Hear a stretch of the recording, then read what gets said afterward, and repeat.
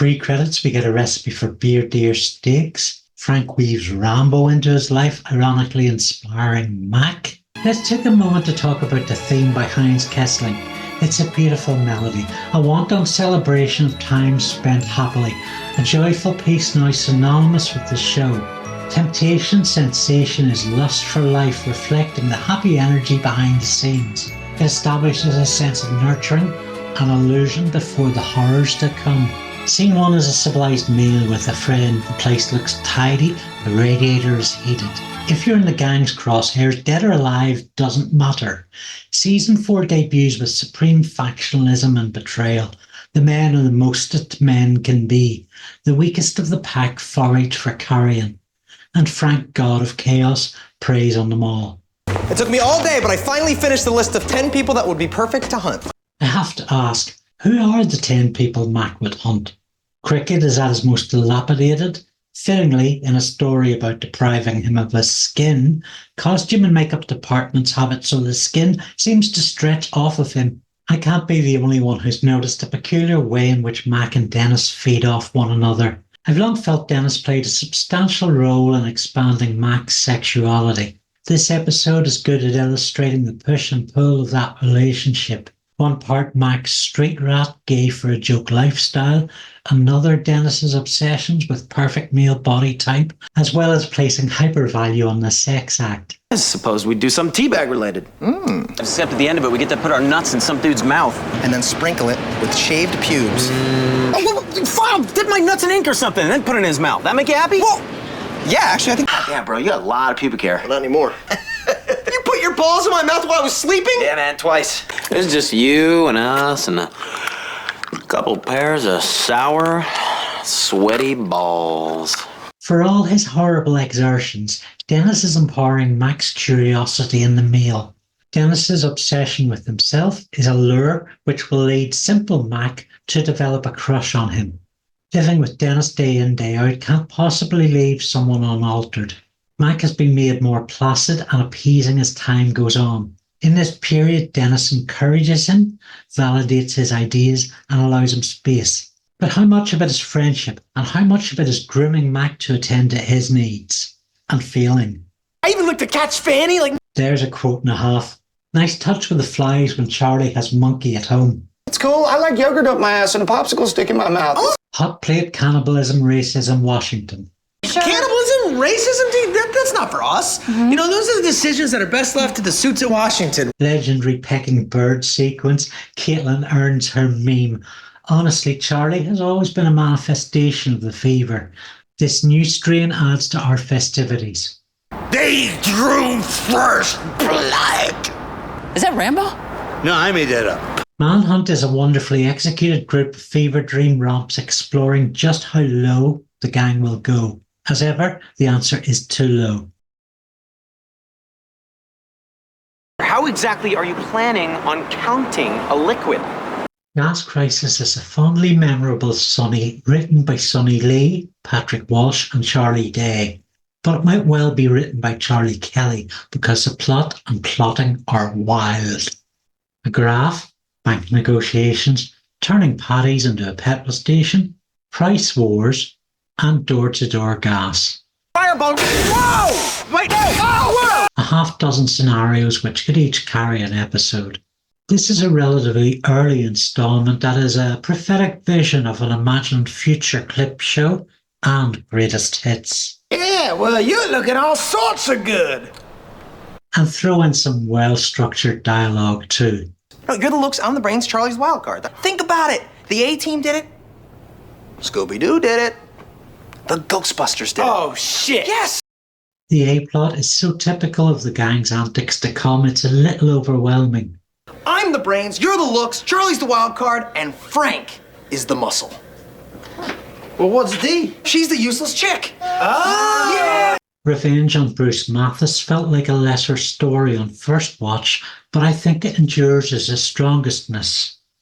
The actor who played Mathis, Stephen Collins, was either unavailable or not approached for this one. Fortuitous, as fast forward to 2012, and he was investigated on multiple counts of sexually abusing minors.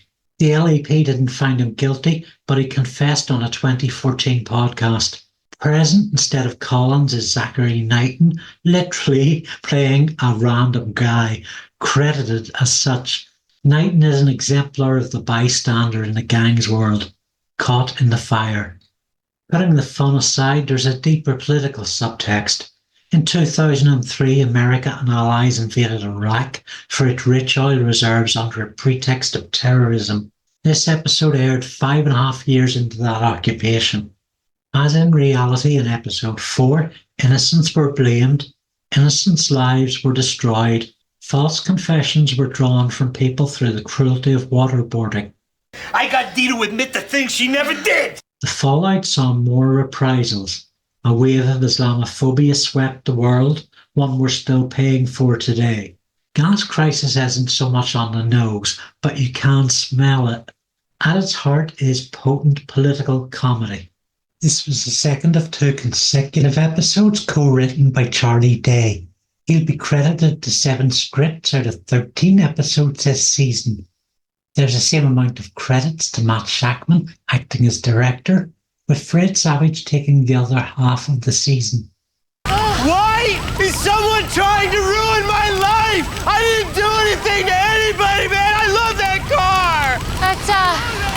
That's not Bruce, is it? And Ghostbusters was directed by Ivan Reitman, whose daughter Catherine plays Maureen Ponderosa.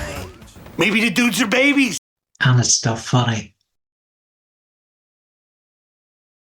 This time it's Adam Stein with Charlie Day. Dee on YouTube with her characters and her plan to get some kind of TV deal once they're discovered by a casting director or a producer might sort as warning for the YouTube culture. Oh God, there's a whiteboard. A viral video. There's about 1 billion of those on YouTube. The gang enforce a common misconception you can purposely make a viral video, the true definition being the masses define which videos are viral or memes. Literally ideas carried from brain to brain. S you in your A's, don't wear a C in jail over your B's. Frank triggers Dennis. With that anteater nose, you're telling me I'm ugly? His chiseled by the gods, sculpted by Michelangelo's David soliloquy has entered the chat. Am I Irish? Yes. Do I find Crazy Paddy offensive? Yes. Would she make a great mascot? Drinking and fighting. Sometimes an accurate stereotype. That's what YouTube video is. Rex is an outward manifestation of Dennis's innermost reflection. Frank's looking after him as elements of Frank being the dad at Christmas.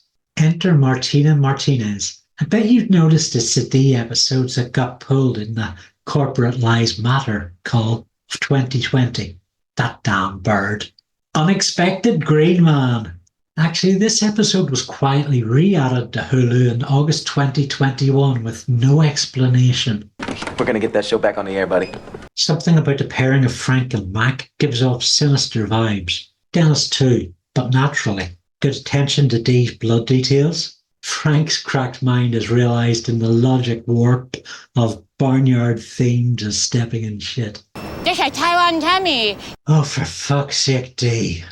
Pathetic girl becomes a white stereotype. These girls banged each other for Mac's viewing pleasure, and Frank's up for that show. More than any other episode of Sunny that was taken down, Billboard has a strong anti-blackface signalling. The nature of blackface is what's ridiculed here, the act of it. And ethnic stereotyping isn't so relentlessly comic, no matter what Trump, Boris Johnson and Dee think. We're laughing at her, not with her. Sunny isn't about learning lessons, but every time Dee is called out and schooled. Going political is the only way I can link the episode's 2 strands, because racism is the new famous. Fairly 21st century patheticness, borders, populist culture. It's as well Dennis is kept out of the viral video story. Billboard is about the relationship between celebrity and desperation. And of course, this episode was still made within the first decade of reality television. Mac is attracted to the power this brings him as an arbiter of taste, and as a judge, and as an exploiter. Oddly, Dennis is a patsy. The lure of vanity so strong that he pays more mind to the guys than the girls. Frank's relaxed demeanour throughout is explained in the twist ending. He already has fame. so spends the episode sat back with drinks and snacks. I like to think I've been this handsome since birth, possibly even earlier.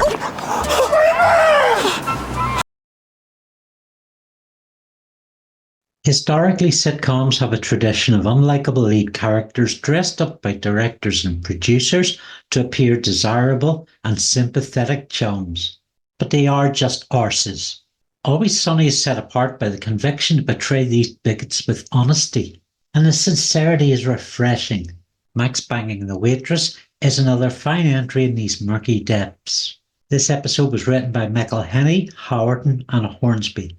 Pre-credits foreshadows high stakes, sort of. The waitress is seeing someone, but it gets even worse. Charlie considers Mac a better pal than Dennis. Charlie's attempts not to befriend him is very reminiscent of the early Cancer and Sugar video, that unfeasible social awkwardness. Charlie and Dennis will later be one of my favourite pairings, but for now, he's just embarrassing himself. The return of the walkies, because they're 7. Dennis deals with his neediness by turning predatory. Charlie doesn't deal with his neediness. Tell your enemies, Charlie Day waits for you in the dark.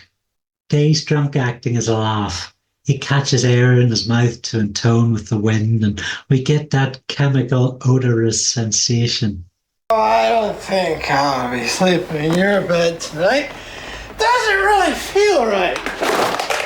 I feel like it might be a little bit better for me if I spend the night on the... See him too when Dennis lures him in. I wonder if this is a replay of something that happened off screen with Mac. Generally speaking, Mac treats Dennis so much better than Charlie, but Charlie is the one Dennis wants. No, I'm going to be Charlie. You're going to be Dennis. That's going to be much better for me, trust me. Well, that's out there. I'm going to refer to you only as Dennis. Banging has a high level of betrayal and triple cross, which always keeps me happy. This is twisted. This is dark. Starfish bed physics. Dennis has a more or worse hiding spot. Fine example for Mac. The storytelling is quite clever. The title infers the same energy as Mac bangs Dennis's mom, but it's a completely different pace.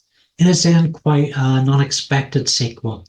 The Cancer and Sugar vibes are added too, as neither Frank nor Dee appear in this episode.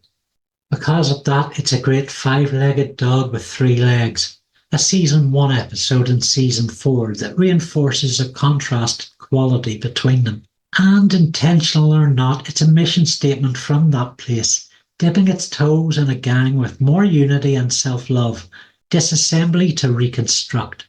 The waitress's role steers close to either having no agency or being on the sauce, but her journey circles around the rifts with each member of the gang. Dennis's sex tape, Frank's sex tape, and to this episode's call to action, Mac's badass tape, and inciting incident, the smashing of the badass tape. Always Sunny. Yeah.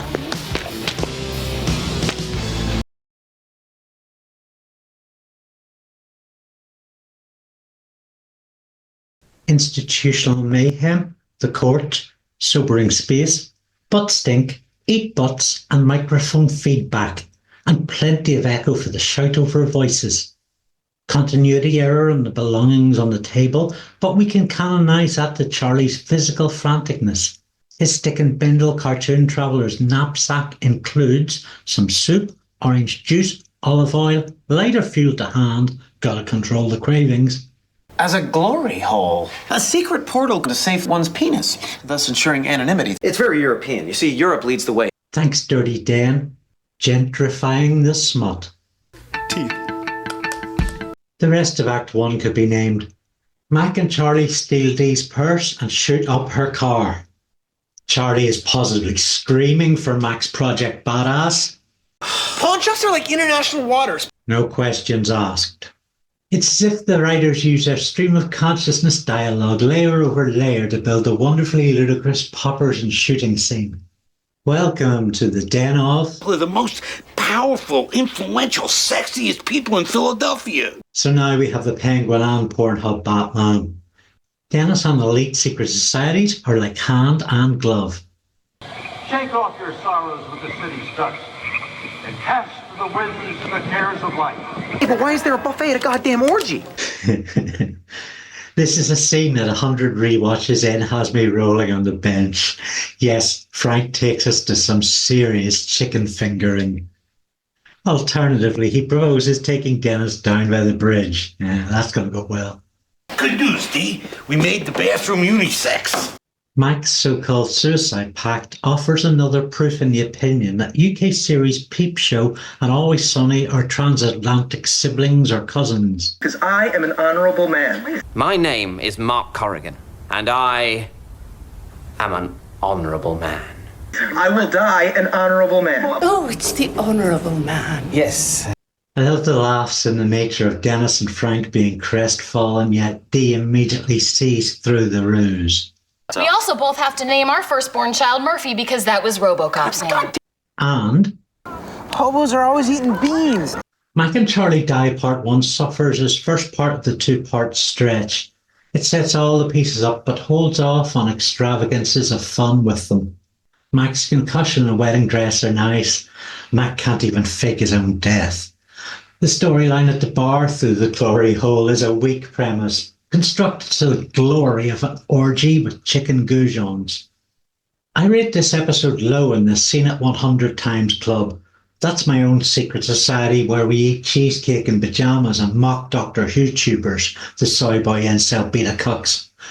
A review of Sunny between seasons 1 and 12 that's negative doesn't really mean much.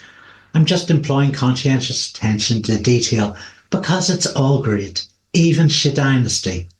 Be back next time for more Always Sunny Die Hard or Hard Die. Teeth.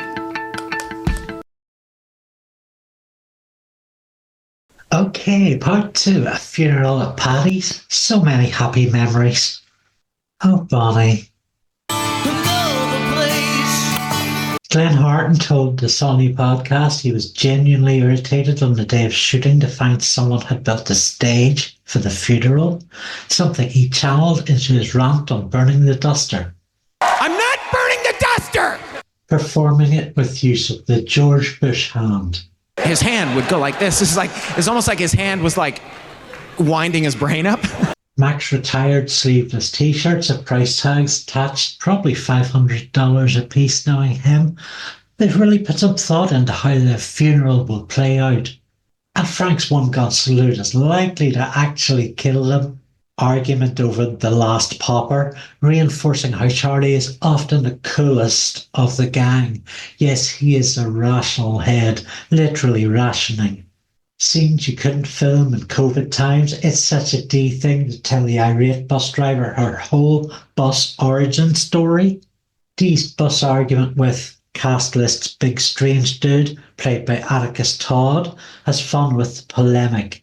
The gang are delightful for us as an audience because maybe watching them is a form of venting about the litany of horrible backbirths populating our daily trudge. The characters on this bus, intransigent, remind us we live in a time of sub-thicko arses. It's no wonder the gang turned out how they did. Atticus Todd returns as the same character in Series 14, Episode 7, The Gang Solved Global Warming. He's best known as Police Chief Waters in Paramount series Yellowstone.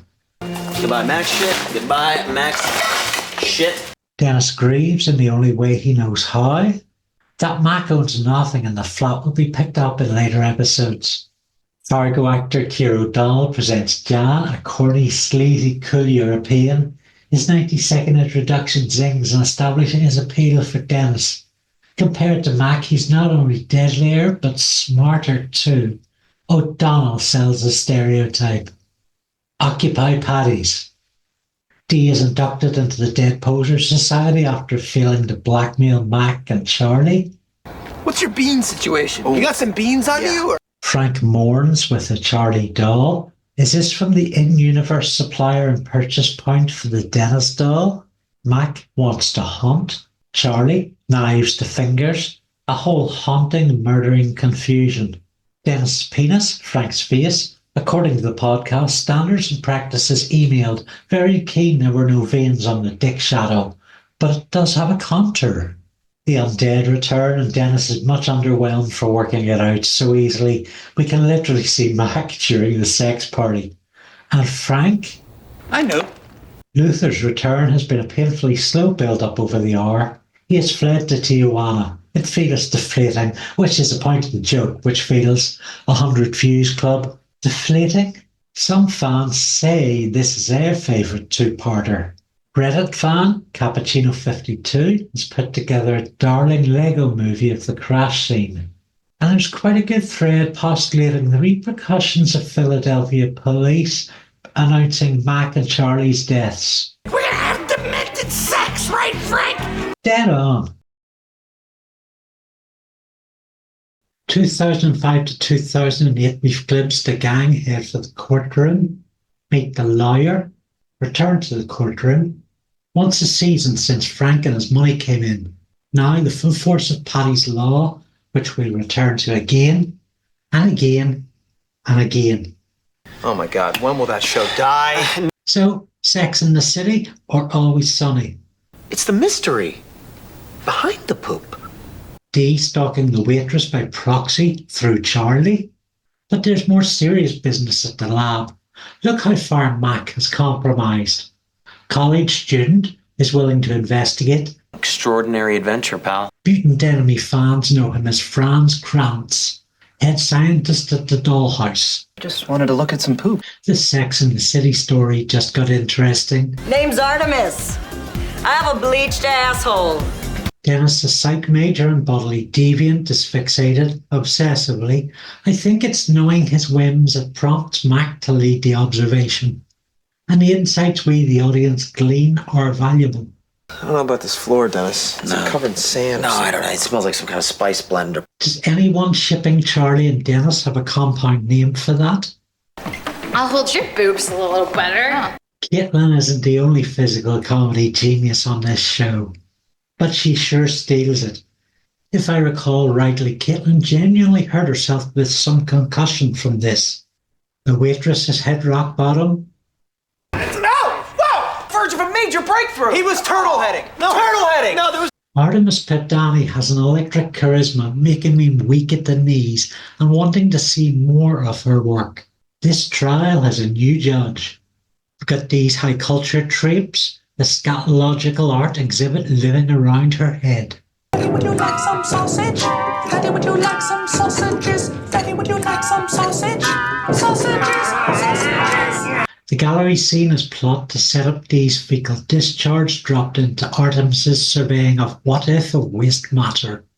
It's a multiverse of muck and poop plots making use of the gang's dynamics to draw the mattress browner's motivation. The Charlie, Mac and Dennis rivalry this season is a big one, and there's the operations board, like that on The Wire. Frank Sabat has let himself go. The sequence gets to how conspiracy theories make great stories.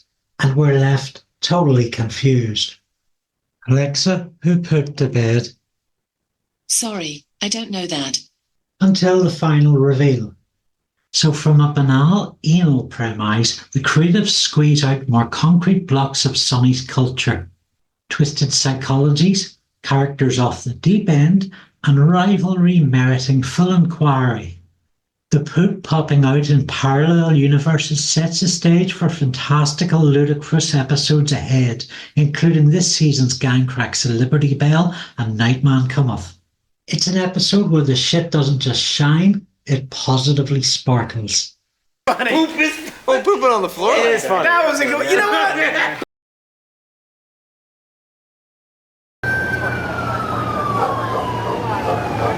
They got a bad review. What are they going to do? Oh no.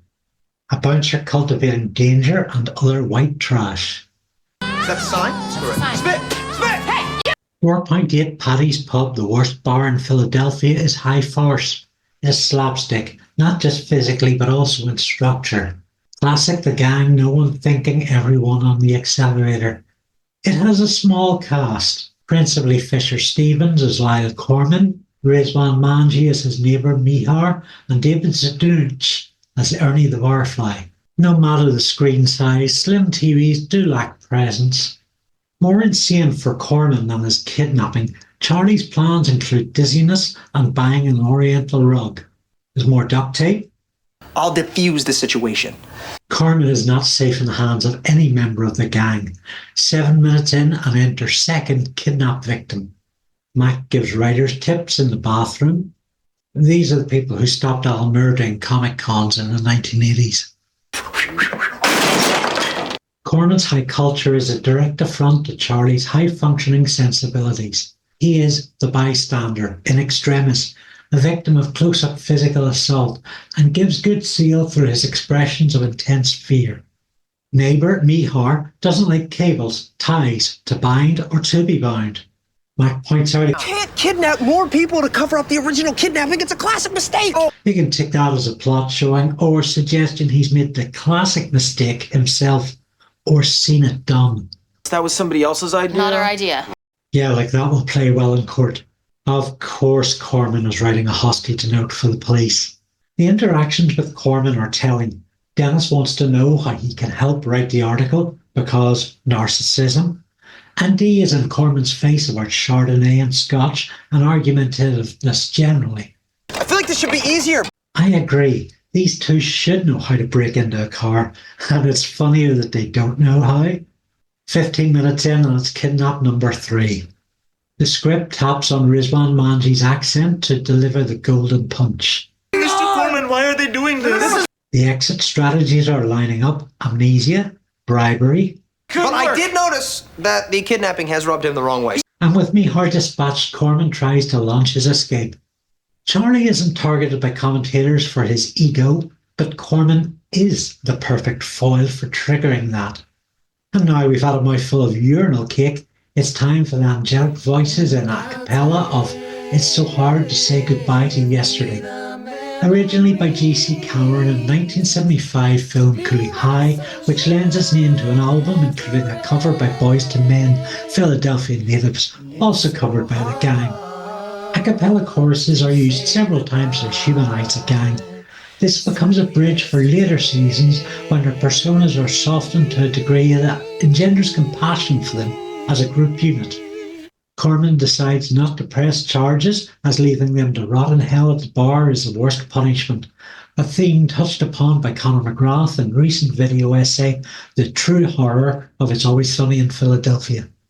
Of course, the gang are none too happy with this new review. Always Sunny.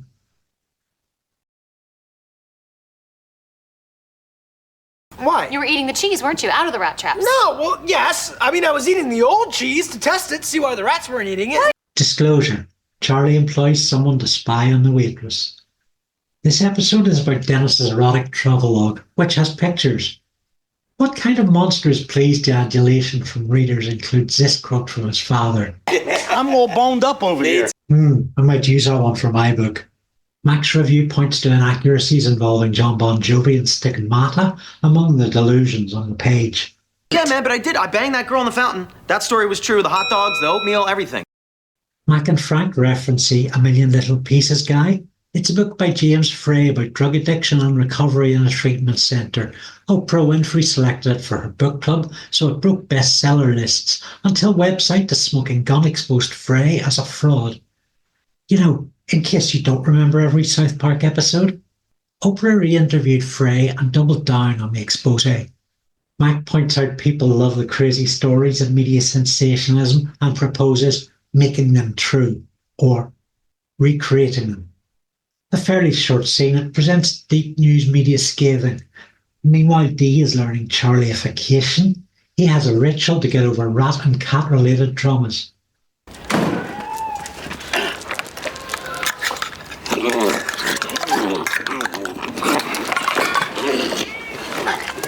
No doubt, this episode pulls out stark contrasts to present a critique of fake news or fake lit as far as fun movie homages along the way.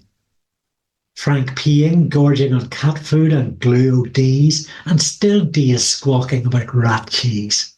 You're gonna walk a mile in my shoes now, and you're gonna see what it's like to live in the real world and have actual problems. If it wasn't Dee saying it, there might be a point here about victim culture. Often people who face victim culture in media do so because they put themselves in a place to receive said culture. In the internet age of choice, you can remove yourself from whatever Dr. Marvel Trek TikTok tunes paranoia that enhances your first world problems. Those who care find that area broadening with survivor culture. Mac is making fake news fact-check proof. Deep wounds. The gang haven't softened yet. The stigmata is arranged. If Dennis is a demon, it's because he's been demonized.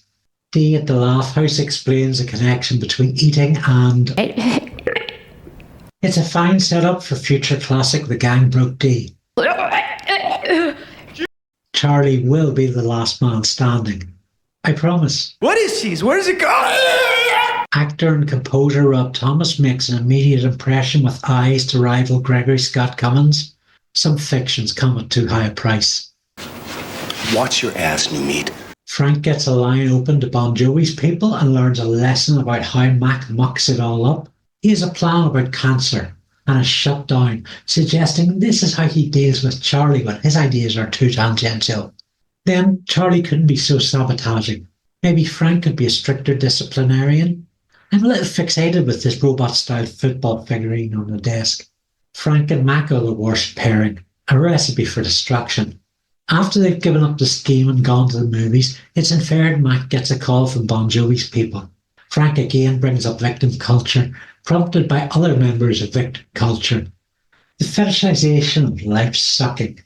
The comedian Sinbad, playing himself, comes into his own with identical celebrity problems to Dennis. And meanwhile there's a battle over... My coin! Mac looks like he's wearing one of Frank's wigs. I've been pissing in the fountain for 50 years. The coins Charlie's been stealing are Dee's dreams, and resonances of the awesome Always Sunny Friends promotion directed by Russell Bates for Season 2, another jab at celebrity myth versus literal fact. Dennis returns, joined by his delusions. A disused warehouse, stalked by his delusions. The disused warehouse brings home the problems with reality media, be it Celebrity Big Brother or Lachlan Murdoch's Fox News. And now a piece of music I can't play without it incurring a copyright strike.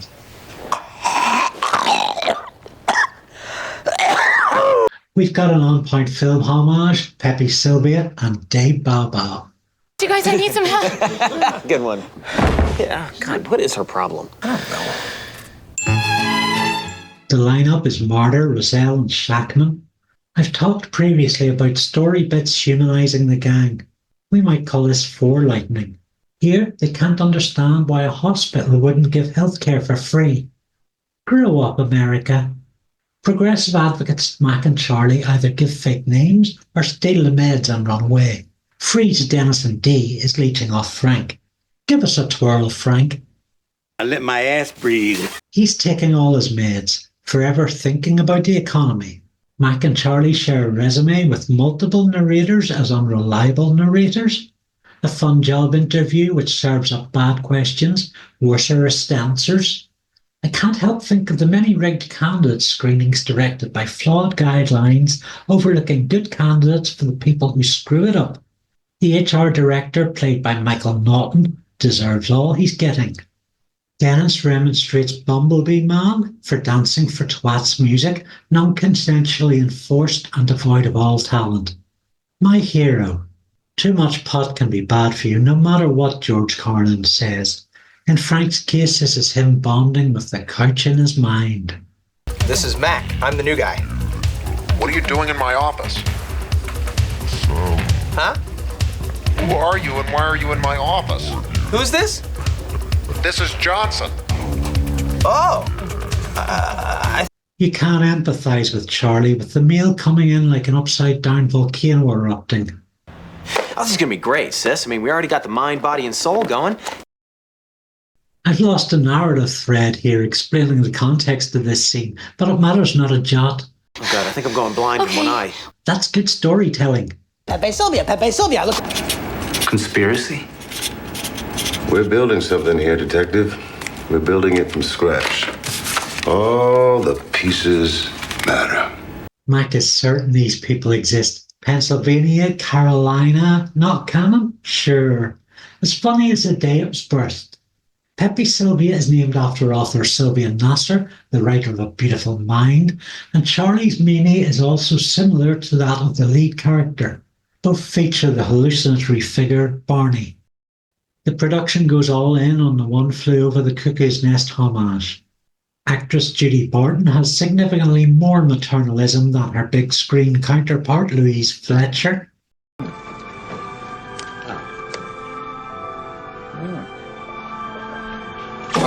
Hit me.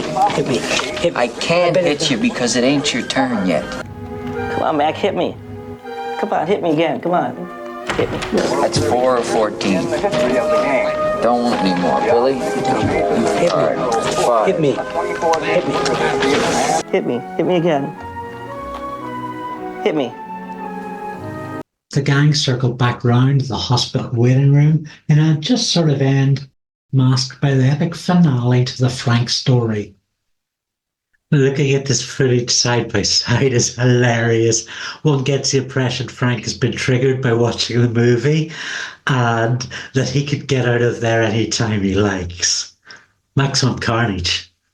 Day Bow Bow. Day Bow Bow, beautiful. This one often shows up on most disliked episodes of You I Did Not Get. It's the first entry in the concept episode. The attention to dress and props is fantastic. It adheres to classic gang behavioural formula with Cricket in his hair star dismemberment form even 200 years ago. And the story framing it is also loyal to Sonny's workings. The conceit with how the gang can imagine themselves as key to a major historical event. Meryl Streep versus Mac. Some key critiques of presidents and cosmetics. Being the first ones to tear it down, like some cherry tree or other. Enter today's authority figure, historical rep by the late Pat Brown, then 79 years old. Her career goes back to Sledgehammer and the 80s Twilight Zone. Initially vulnerable, revealed as fierce, you'd think she'd do shots and get blasted. Well, the year was 1412. There was some debate about that. The bell is thought to have cracked in 1835. So goes the most commonly told story, which originated in 1876, not 1776. The Liberty Bell is a bell in Philadelphia that was cracked and has toured all around America and internationally and cracked some more, and it's famous on the $100 bill famous.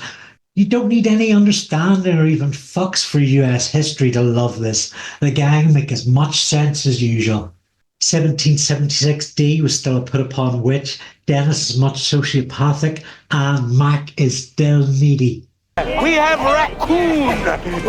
Outside Patrick says period musical scores and a new world of wardrobe, props, background, and manner of speech.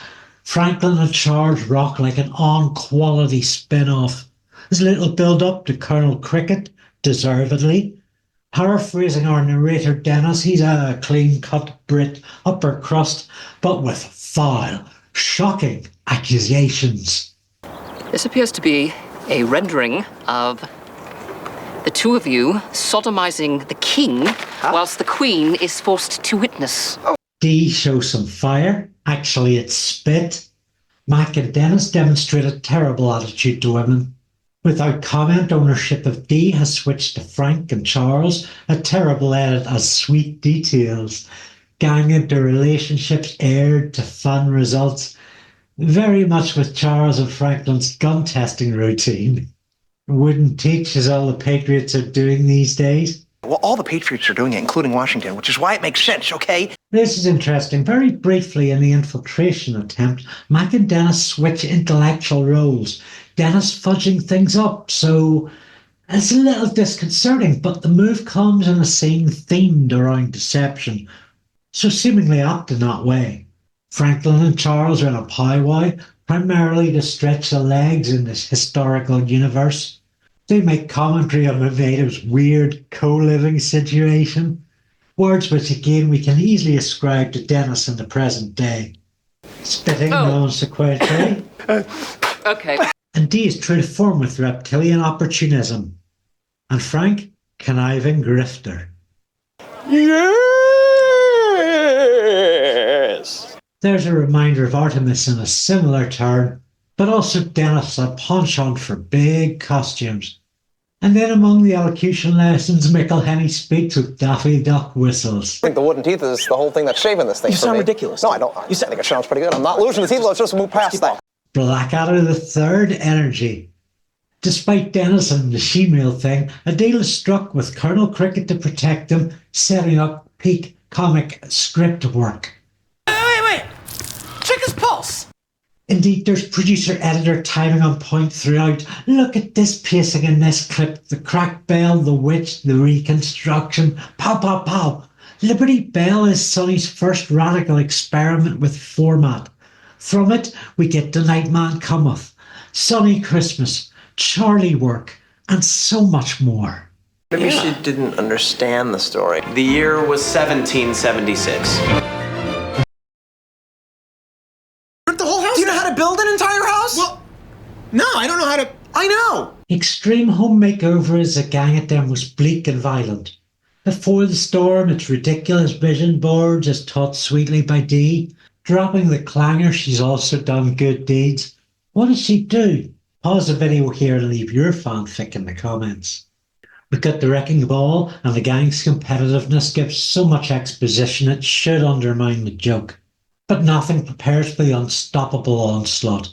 Fred Savage cuts together a home invasion montage that is pure horror. First-rate contender for Always Sunny without context. Utter fear, visual language overdrive of kinetic dread. Now keep it down because I'm a very light sleeper. The Juarez family are held in Charlie's made-over apartment, it seems. This is gonna be your home for the next couple of days. Yeah, good luck with the sleeping arrangements. A little bit of remodeling. What? And Charlie loses his shit with Frank's cynical take on reality television. Aspirational TV is the milking of consumers? Quite a bit out loud, Frank. I'd found a comment on Reddit about how Frank think he's better than the rest of the gang. They've never cared for this trait, but certainly it is in play. Sleeping on a job in a very comfy bed, doing nothing yet whinging about being usurped as foreman. Corta! His attempts to meddle escalate the threat level. I am gonna blast your face! Dee's wishy-washy grasp of Spanish does at least calm things down in explaining how shit Frank is. Not that she's really needed for that. Filming everything is certainly leaving a criminal record. The gang get racist again in the course of Charlie presenting a genuinely sweet plan for a child's taco bed. Dennis is like a cat with a shiny thing. Propane and propane accessories. And the sequential continuity of the home makeover story is planted in their minds as their story with all that logic. An extension of the kidnap plot and Frank with camera legitimacy, delegitimizing it. It's remarkable how many quiet character moments there are in this 20-minute brutality spectacle. We haven't brought the neighborhood in yet. Absolutely great idea. Bring the neighbors in. So did the neighborhood rob us? Oh! It's a wonderful satire which serves as an antidote to the saccharine for those of us in an economic class that can't afford comforts. Meanwhile, yeah, I love their eyes. Whoa! They look freaky as shit. The Juarez's skip Mac's screening of Apocalypto, presented with their new minimalist designed spacious home, including taco bed, a redistribution of a mansion as perfect comeuppance. This episode is a sprinting joke where wreckage piles on. In microcosm, it's a gang as Death Star, nothing left in their orbit. They are at their most feral, yet their motivations are altruistic. It's a pointer to how poorly they understand helping people. What a great episode.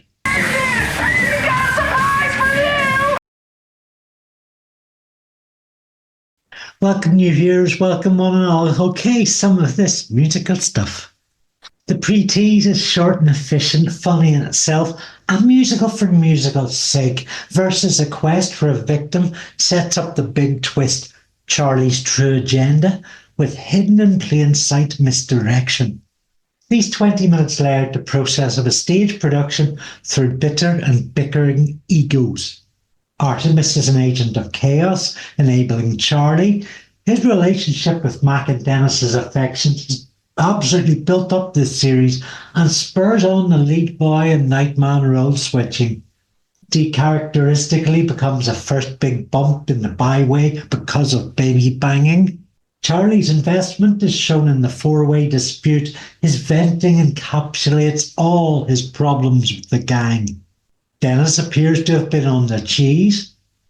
Danny DeVito performs some real bad acting. There's a sexual story point for Mac to pick up on, and note how Hyerton shows Dennis's genuine concern. Now I'm here, okay? Jumping out at the Waitress is a sunny fixture. Again, it's economical and efficient, placed before a firm planting of the mise en scene, chaos behind the curtains. Male aboard is Gladys is genuinely 98 or 99, and that blows my mind. DeVito has no lines, yet steals laughs by appearance alone. On stage, Dennis is giving the Waitress her oddest sexual dreams, complete with public thrusts. There's Dee's breakout dating profile. I'm not sure what Charlie's holding. It's clearly framed as a detonator. Before Mac's fall, there's rivalry with Dennis, and McElhenney looks hilarious. I gotta go pop my cat eyes in. The troll is perhaps more grotesque than the penguin. DeVito and his character are having heights of fun with this scene.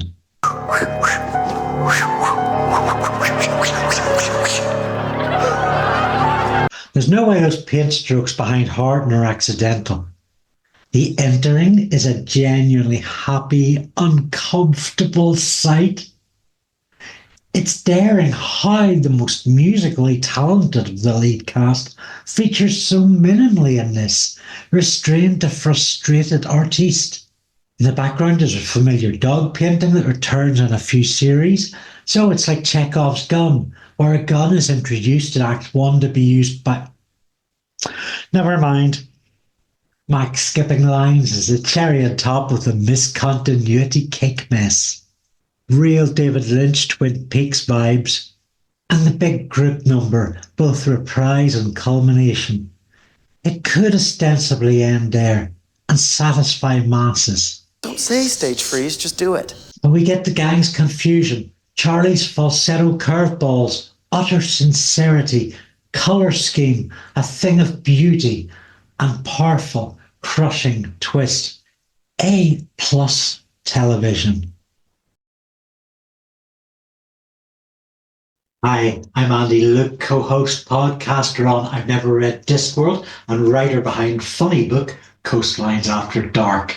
Once a week I review an episode of I Sip in a feature called 200 Seconds Sunny. I reached The Nightman Cometh and thought, given how it's a universally agreed upon classic, that it'd be fun to look around at the elements building towards that episode and coming off the back of it. Oh, this is going to take a while. Nightman Cometh builds from the song Dayman by Charlie and Dennis in Season 3, Sweet Dee's dating a retarded person. The number taps on their own relationship and genuine music of talents. However, there's heaps of sunny lore.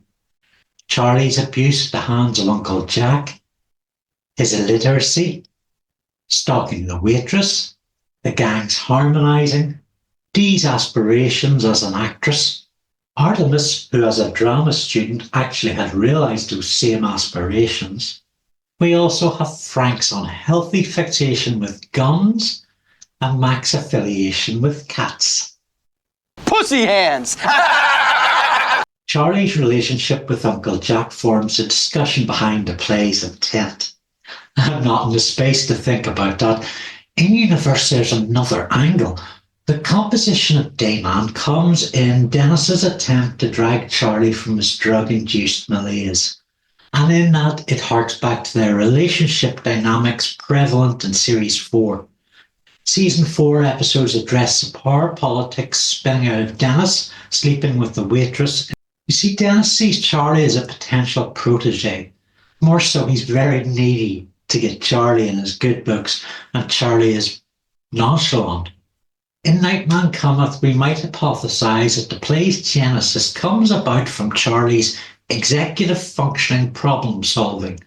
His plays for the Waitress, and it should, also put to bed his grievances with Dennis about the Waitress. My most useful source for this episode is Jennifer M. Wood's feature in GQ, The Nightman Cometh, an Oral History. It's really definitive, so there's a link in the description. Dayman was written by Scott Marder and Rob Rosell. Glenn Harden said, "They were just the worst fucking lyrics ever," which is exactly what we wanted. It became the jumping off point for this episode. Marder and Rosell were also in the writer's room for this episode. The show's creators and writers were feeling constrained by the reality of making Sonny. This was why the initial motivation for the gang's musical was tossed out, that of it being an elaborate prank on a rival bar. But we needed them out of their bar, and in order to do that, we created a musical, and that we were all in the musical, because that would prove that like we couldn't have done what they're saying we did because we were all on stage, and then we were going to do a whole thing where like whenever someone was off stage, they'd be going over to the rival bar to like. So that was the ulterior motive. That structure would return in The Gang Broke D. Nightman Cometh is credited to writers Harton, McElhenney and Day, of course. In 2018, Caitlin Olsen told Jennifer M. Wood of GQ, "Charlie's always making up songs and he can play every instrument." They worked up Troll Toll and the waltz time Sondheim influenced Tiny Boy, Little Boy. Both Troll Toll and Tiny Baby Boy came a little bit from the musical I used to do with Hornsby, Paperboy. So up at Williamstown, Hornsby and I used to improv this musical about a paperboy moves to the city. I remember this. And Tiny Boy was loosely based on a song called like Happy Thoughts that he and his, or Kind of Funny Thoughts. He gets a girlfriend and he's having kind of funny thoughts. And then the song gets darker and darker where they're like, like maybe we could also get a ski mask and rob a bank and kind of funny thoughts, and then they're like, we'll shoot the clerk. They're like, yeah, let's shoot the clerk. And, it's playing against like a sweet song. From there, a jam session with David Hornsby, Day on piano, improving some character-based musical stuff. The creative process accelerated when Day reached out to his and Hornsby's Williamstown friend, composer Cormac Bluestone. Bluestone previously appeared in episode 2, Charlie Wants an Abortion, playing Jimmy Doyle. Cormac wrote drafts of all the music and recorded them to CD for his meeting with Day at FX. Between them, Day and Bluestone wrote most of the musical numbers. For instance, Charlie's opening bit, Come One, Come All, was unscripted. Dee's solo was scripted in the writer's room, with Bluestone working out the tune. And Day and Bluestone also wrote an extra verse for Dayman. And we cut some of it. We added, I am the ruler of night and darkness, a master of bird and song. A master of bird and song, right? Master of bird. And then Dee's like, go on. You are the teacher of bird and man, a winner of contests near and far. Winner of contests near and far. The title of the episode is a play on The Iceman Cometh, which is worth a segue. It's Eugene O'Neill's stage play, adapted twice, maybe 3 times, for film, about alcoholic dead-enders who live in a flophouse above a bar. Their social unit is energised by salesman Theodore Hickey Hickman, with parties breaking out whenever he'd show up. Except Hickey decides to commit to sobriety, throwing his gang into turmoil. Story has a litany of parallels with the day in the life of Paddy's pub.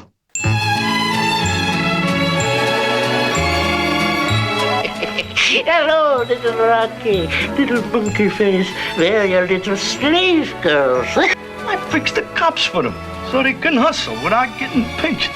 And I don't beat them up like a pimp would. Why don't you hear the poor fella drink and keep him quiet? You're a cockeyed liar. Then grab it right out of your nose.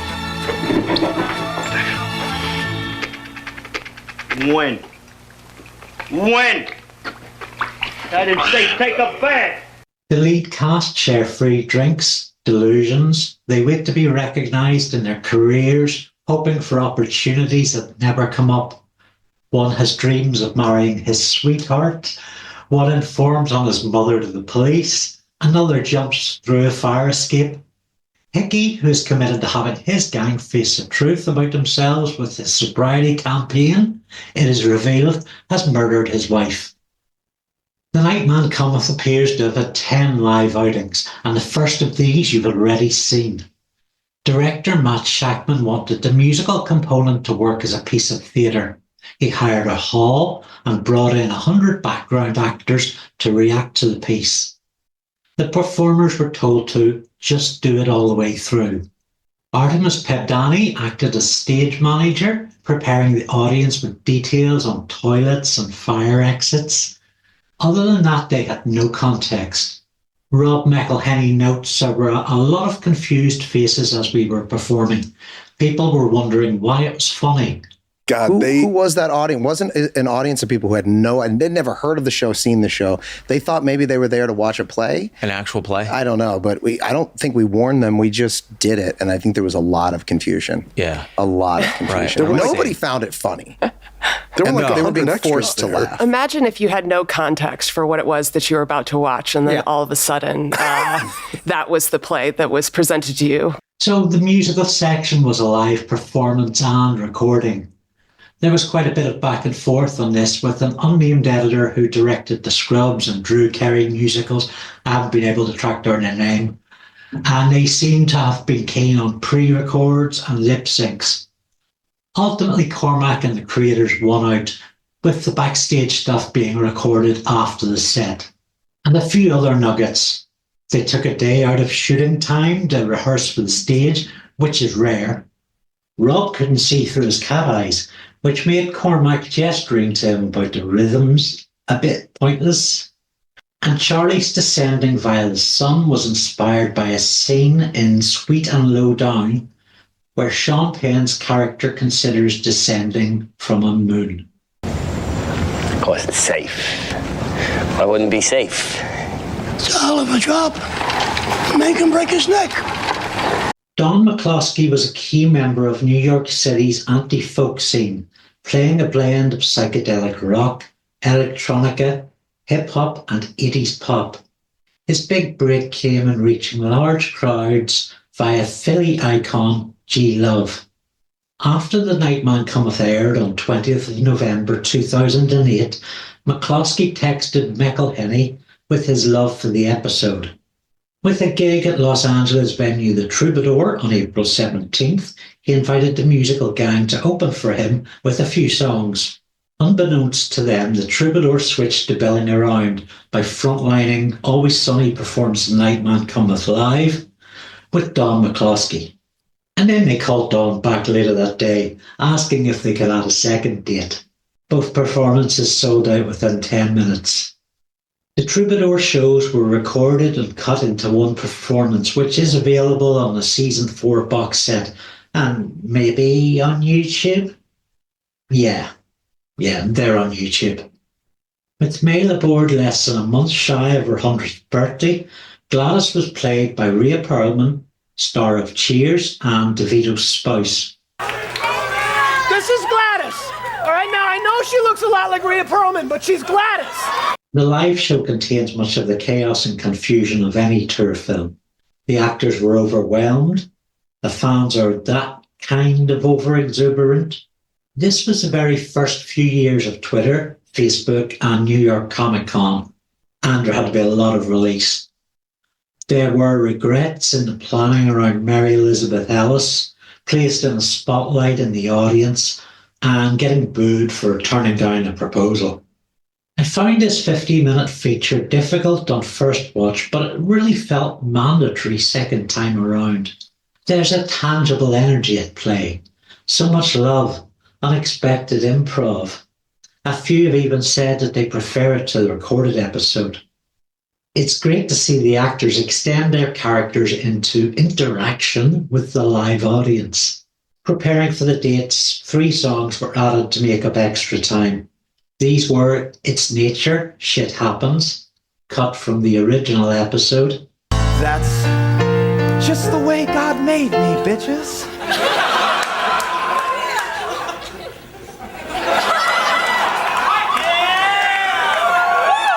That's why I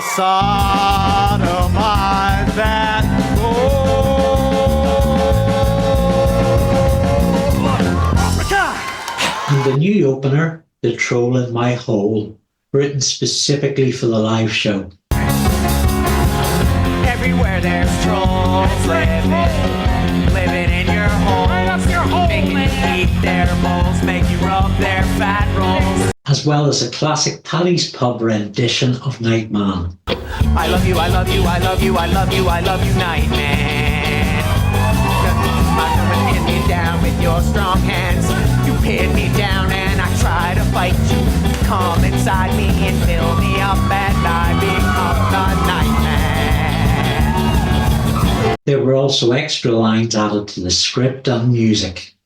Also, when the fire starts. If the fire starts! Don't say when the fire starts! You're gonna freak them out! If the fire starts, I need everybody to run patiently to the exits. Don't tell them on either side of the stage. Just start so it. Do Just not start it. burn They've waited to long enough. Just start it. Here I am again, alone in my lonely room. It's the next night. It's not the same night as what you just saw. That was... There was a whole day that happened, but you didn't see that day. After success at the Troubadour, events promoter and venue operator Live Nation got in contact. They pitched the producers a 30-date American tour, with season 5 in the works, and it being a good promotional opportunity, it was agreed they would do 6 dates. Danny DeVito's goddaughter also worked for Live Nation and was likely one of the bridges making this deal happen. They got tour buses, in Danny's words, skinned with us in diapers. Don McCloskey joined the cast for the tour. It was the least they could do. Talking to Flash Flood Media, August 2009, Glenn joked they might call the show The Nightman Cometh All Over the East Coast, and then he cometh all over the face of the East Coast. I found a tour log via Kenneth Jones writing for Playbill.com, and there's video from each of the dates on YouTube. I linked to them below because I'm anal about archiving. The tour opened on a Tuesday, 15th of September at the House of Blues, Boston. To an excited crowd with green men and trolls, Michael Henney getting into the rock star spirit, getting pretty drunk. Oh, Compile your lousy soul, troll. Oh, yeah? You gotta say troll. You wanna get into this boy's hole. The show was followed by a screening of new episodes from season 5, which would start airing 2 days later, and also clips from the Christmas special, Nightman 2, 16th of September. DeVito told GQ, "We played the Beacon Theatre in New York, where I once saw Bob Marley play in the early 70s. I lived on 89th Street when I was starting out, so this was my home turf. I invited everybody I could think of to come. Some of my friends came backstage. They were like deer in headlights. They had no idea what was going on." Yeah, who's the mark? I wrote a musical. I think it's pretty good. I just want to put it on. Yeah. What's the angle? There's no angle. For the next night, season 5 debuted with the gang exploits and mortgage crisis, so that and another 2 nights before the show at Philadelphia's Tower Theatre. All my sources indicate this was for 2 performances on 19th of September, one at 8 p.m. and one at 10:30 p.m. Goodness knows how they accomplished that.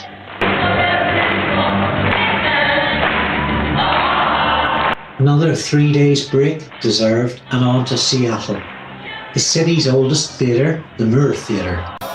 Photos with the stars and getting signed autographs appears to be a feature of all these gigs. And of course, video archive exists.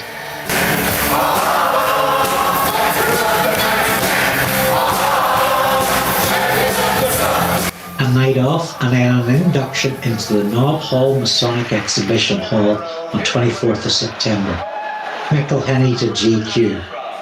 The Masonic Temple in San Francisco was probably the craziest show. People running up and down the aisles and security having to come, and people trying to get up on the stage. It was wild.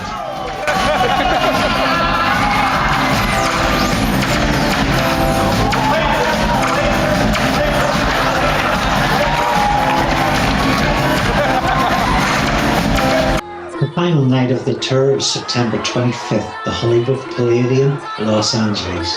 It was the same night that saw the television premiere of The Gang Hits the Road. Yeah, all right, just give me a second. Yeah, I know. Shut up. Charlie, what the fuck?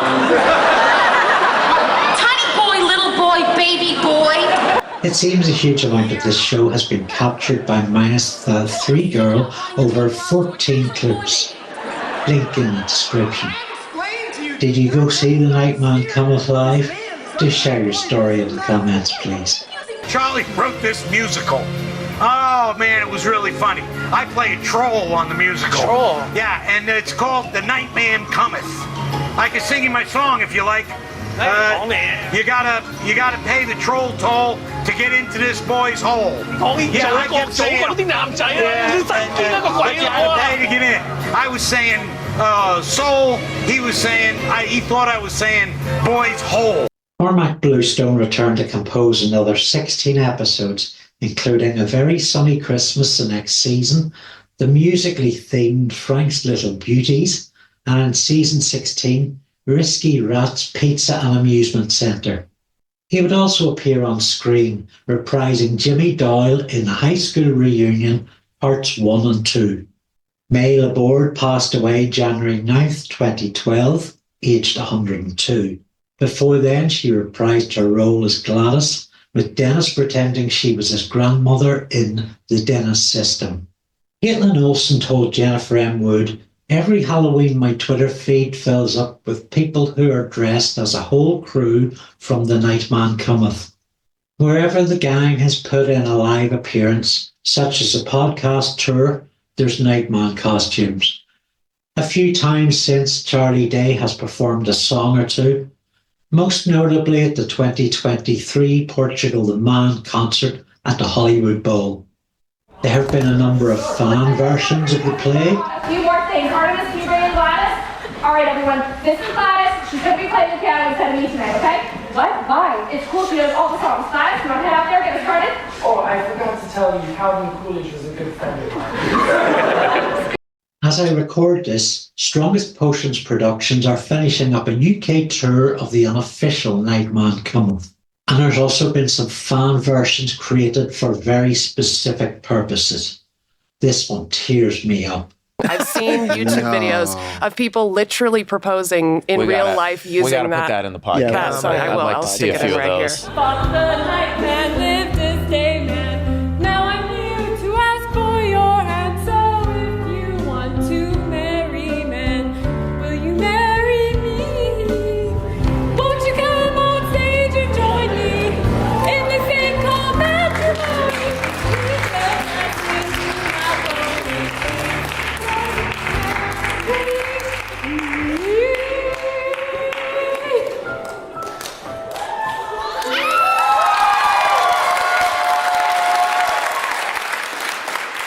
There's been covers of the songs.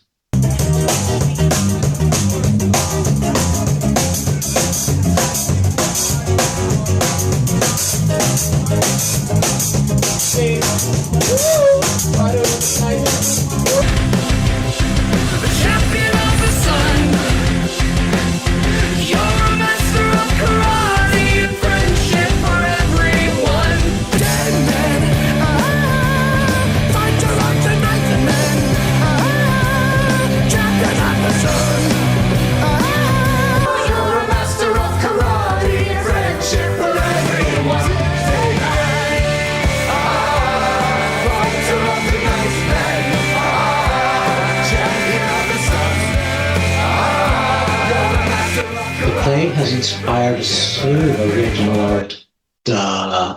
Showing up on t-shirts, coasters, posters. Like this customized hoodie by my friends at Abuwear. That's abuwear.com.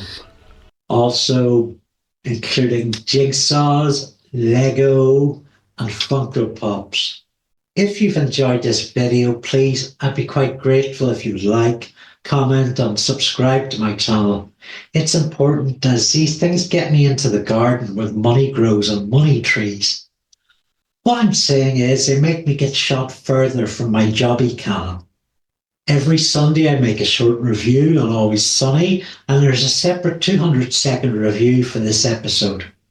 I also push up longer videos on Wednesday, which could be on science fiction, action, comic books, politics. No filler, all thriller. My new novel, Coastlines After Dark, is out now. It's inspired by Baywatch Nights, so a flavour of the Garth Marenghi's dark place about it. Certainly the sort of fever dreams present in Charlie's imagination. Ghouls! At all good bookstores, or get it included with a subscription to my Patreon. I've been on Patreon for 8 years, so it's loaded with my multidiscipline art, making comics, short stories, film, poetry, and novels. Stage freeze.